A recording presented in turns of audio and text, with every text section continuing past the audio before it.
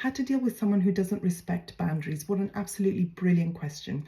Before we dive into the technique of how to do that, the first thing to note is that as humans, we are hardwired to seek acceptance and avoid rejection. Now, why is this important in setting boundaries, you may say? Because when we're babies, we absolutely need that acceptance because we need our mother to give us milk and to protect us from intruders, etc., etc. We need to feel safe.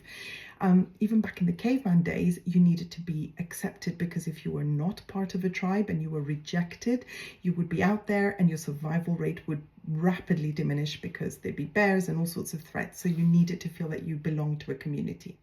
Now, what happens is in today's age, we no longer have the bears and the tribe element, and you're no longer a baby, so you don't need that absolute, protection, but you are hardwired to seek it. So you are hardwired to basically people please because you cannot be rejected in your subconscious.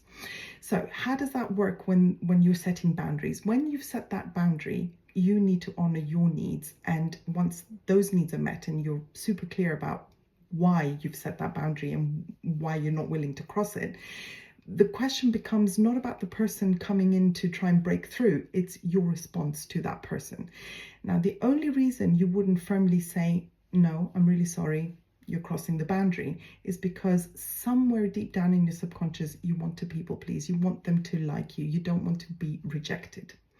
So the work is in basically honoring your needs, in finding what it is that you value about yourself and really doing the work. We can do that in more depth, but that's where the work is.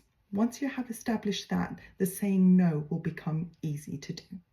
There is a technique called the sandwich technique, which some people find very helpful, which is you say a compliment, you then state your no, and then you conclude with another compliment. So something like, thank you so much for thinking of me. I can't make that conference. It clashes with something else. I will not be able to attend, but I'm really honored that you thought of me. So you're saying a compliment, you're saying no, and then you're concluding with another compliment. So I really hope that helps. It's a sort of other way of looking at it. You're flipping at it and you're not putting the blame on someone else. Do the work, feel empowered, and that no will come. I hope that helped. Cuddles.